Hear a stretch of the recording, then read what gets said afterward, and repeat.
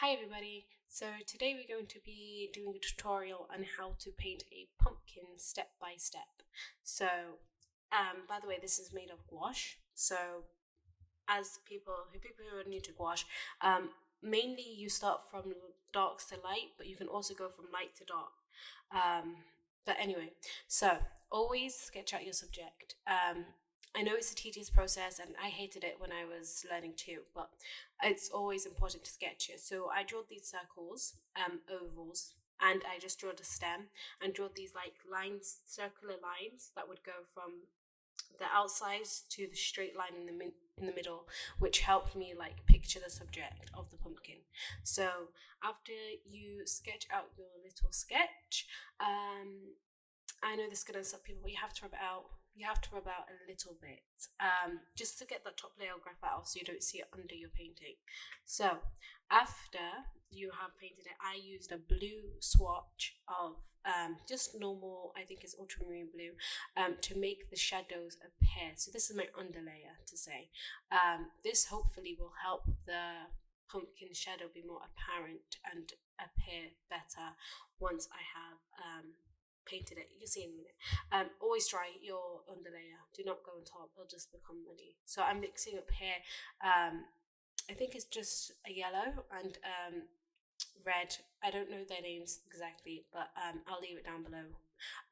So I'm just covering the piece. As you can see, it's starting to appear much better in the sense that the blue is making a shadow underneath the layer. So yeah, I'm sorry if I pause. I'm watching this and I pause a lot, so apologies in advance. So I just continue that with the rest of the pumpkins. I'm trying to stay inside the lines of what I have drawn, so I don't make it like muddy and a bit more thicker than I would like. So I'm just trying to stay in the line. So I mix up a little bit of burnt umber, I think that is, and I'm starting whilst the paint's wet to doing those lines that I recently just drew. So I'm just plotting them and making the stem on some, not the stem. What's the bottom of the stem? I guess it is like a stem, the stump bottom bit of the pumpkin. So I'm just using that, and I'm using a little bit of white to lighten up the first mixture I made with a little bit of more yellow and red to make it a bit lighter, and I'm just covering that in between. Well, I try to do it in between the brown bits, which like the shadows of the ridges in the pumpkin. So I'm just layering that on slowly but surely, and as you can see, I'm trying not to lighten up the right side. I just wanna the left side. I'm trying to leave the left side dark to make like the apparency of the shadows, to make them more apparent, because that's a very big detail in a pumpkin. So now I'm just layering on the green, which is a little bit of ultramarine and yellow, and I'm just painting in the stem. This is my favorite part because you can get such detailed strokes with a little bit of the green. So yeah, I'm just layering. Now I'm getting a darker green and trying to mix up a lighter / darker green, just to make it more apparent. And again, I'm doing the stump bit of the pumpkin in like a greenish color. And now I think I dry it. Yeah, I do. I dry it because I think I'm gonna go next in with the white. And nope, I'm going in with a lighter yellow. Okay, we're doing a lighter yellow to just lighten it up a bit more, because in real life it looked a bit dull, so I lightened it up a little bit more with that paint colors.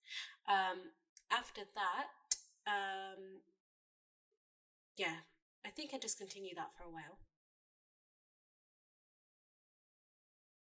And now I'm going in with the brown again because I feel like it was a bit dull in real life. On camera it looks better than it did in real life. So now I should have, and you should dry your painting before you go in with the white to make it more apparent.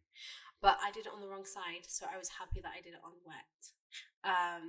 So now I'm just getting, I think I might be drying, no, I'm not drying it. I'm washing my brush. Anyway, I'm using the white hair to just make the highlights of the pumpkin, to make it shine, because pumpkins are very shiny. Whether they wax or not, I have no idea, but from my subjects, I could see that they had the shiny bit. So I just highlighted with little few dots of white. Did not go crazy with it.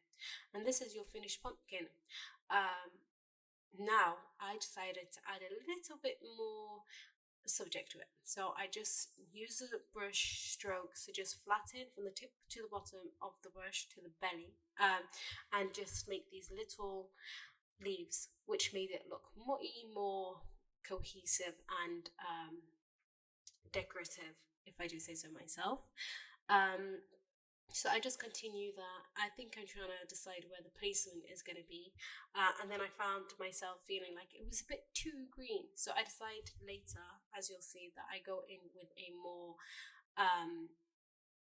fall-like palette. So I'm using, the orange that I used before with a little bit more brown. And I'm just making these leaves everywhere. As you can see, you can just stamp the brush if you'd like and just add a stamp.